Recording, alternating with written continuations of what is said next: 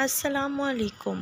आज मैं आपके साथ शेयर करूँगी रसूल अल्लाह सल्लल्लाहु अलैहि वसल्लम की पसंदीदा ग़िज़ाएँ।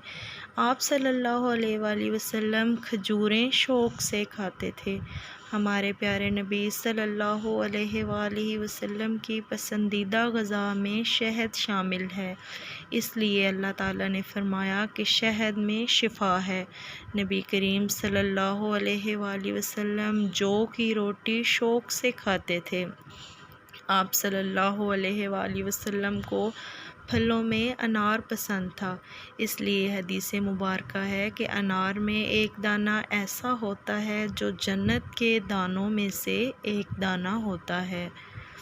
आप सल्लल्लाहु अलैहि वसल्लम पानी ज़्यादा से ज़्यादा पीते थे।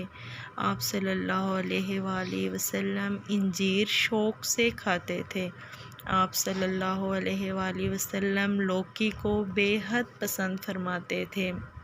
हमारे नबी करीम सल्लल्लाहु अलैहि वसल्लम जैतून के तेल को पसंद फरमाते थे।